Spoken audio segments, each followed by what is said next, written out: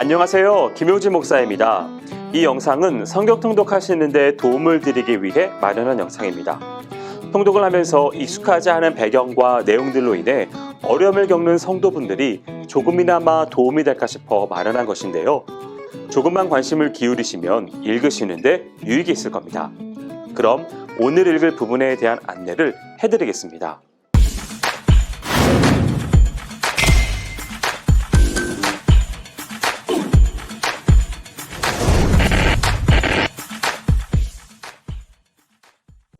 오늘 읽을 본문은 사사기 19장에서 21장까지입니다. 18장에서 미가의 우상과 관련된 기사가 끝나고 이제 19장에서부터 21장까지는 레위인의 첩과 관련된 이스라엘의 내분 사건이 언급됩니다. 그 가운데서 19장은 발단에 해당하는 부분으로 레위인과 그의 음행한 첩에 관계된 기사가 소개됩니다. 1절에서 15절은 에브라임 산지에 있는 한 레위인의 문란한 사생활에 대하여 소개하는 부분입니다. 레위인과 첩이 나오는데요. 이 첩이 다른 남자와 행음한 뒤에 남편에게서 달아나 친정으로 도망을 갔습니다. 이 레위인은 장인 집으로 찾아가서 며칠을 머문 뒤 첩과 함께 귀갓길에 오릅니다. 그리고 도중에 날이 저물자 여부스족의 성읍인 예루살렘에서 유숙하자라고 하는 그의 종의 간청을 뿌리치고 이스라엘 백성이 사는 기브아 성읍에까지 힘들게 여행을 합니다. 그러나 그곳에서 그들은 아무도 그들을 자기 집으로 영접하여 맞이하는 사람이 없는 어려움에 봉착합니다. 이는 곧 당시 도덕적 붕괴가 한 레위인의 가정에서만 있었던 일이 아니며 전체 민족에 만연해 있었음을 보여주고 있습니다.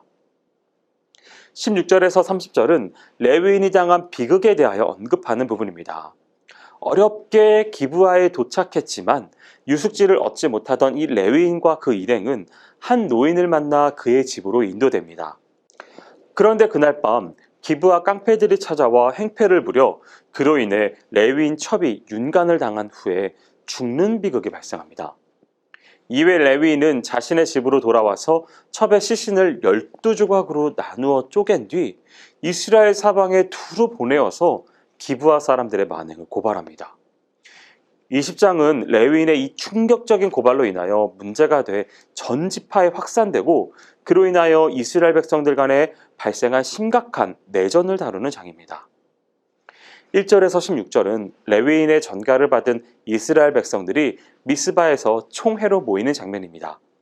그리하여 레위인으로부터 사건의 이 전말을 보고받은 그들은 기브아를 공격할 것을 결의합니다.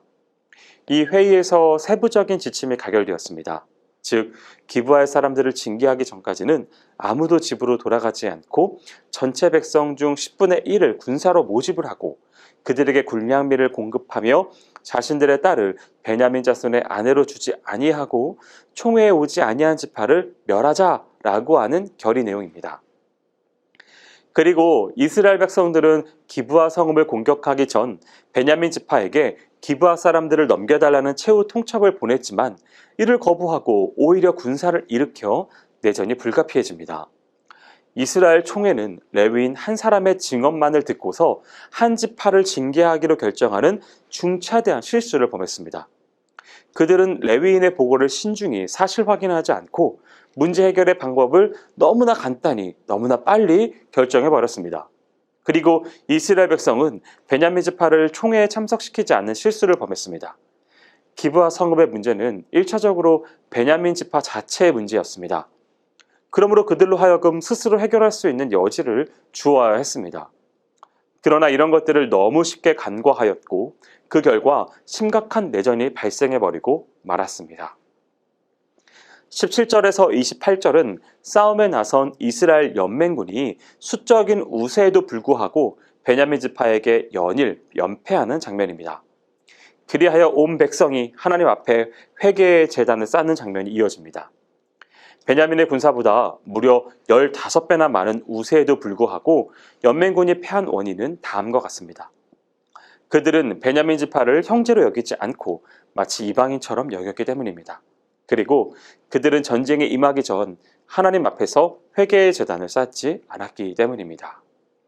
베냐민 사람들은 엄청난 열세에도 불구하고 패배는 곧 멸망이라는 이 위기의식 속에서 결사적으로 전투에 임했을 뿐만 아니라 그 용맹함이 뛰어났기 때문에 초반에는 계속해서 승리할 수 있었습니다.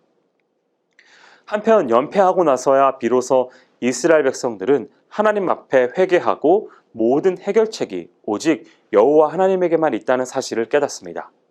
그리하여 그들은 하나님으로부터 승리의 응답을 받게 됩니다.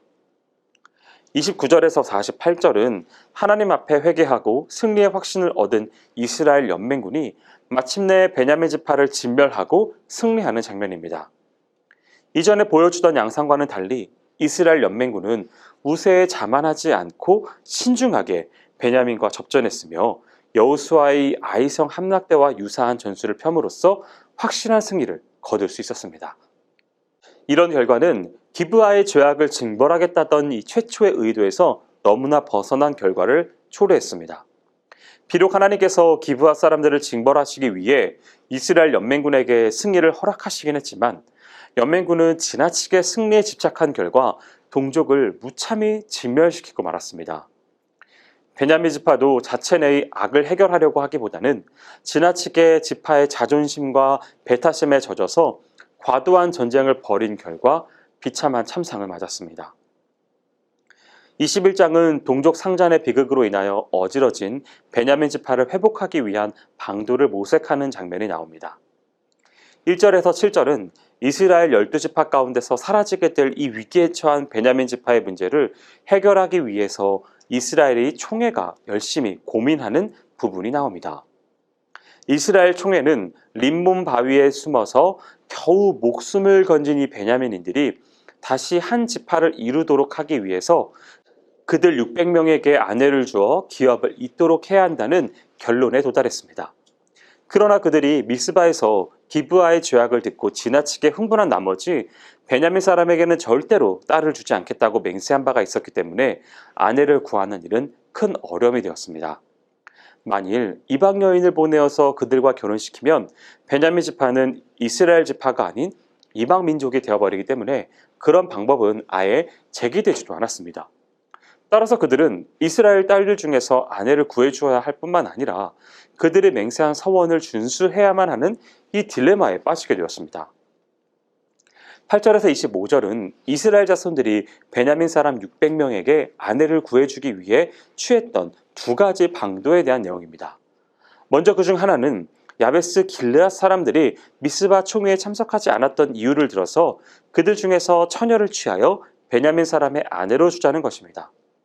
그러나 야베스 길르앗은 그리 크지 않은 성읍이라 그곳에서 처녀 600명을 다 구할 수가 없었으니 또 다른 방도를 구해야 했습니다. 그리하여 모색한 두 번째 방도는 베냐민 사람들로 하여금 실로에서 춤추러 나온 처녀들을 납치하는 것입니다. 그러나 이는 하나님의 뜻을 묻지 않고 단지 인간적인 꾀만 쫓아서 추진한 것입니다. 이렇게 피상적인 해결책으로는 궁극적으로 하나님의 영광에 이를 수 없습니다. 오직 한 가지 방법은 하나님의 은총에 의지하여 보다 근원적인 해결책을 강구해야 합니다. 여기까지 사사기 19장에서 21장까지 성경 통독을 하실 때 도움이 될 만한 내용을 전해드렸습니다. 혹시 이외에 질문이 있으시거나 나누고 싶은 이야기가 있으시면 밴드나 댓글로 달아주시면 필요한 도움을 드리겠습니다. 그럼 내일 다시 만나도록 하겠습니다. 동독 화이팅 하세요.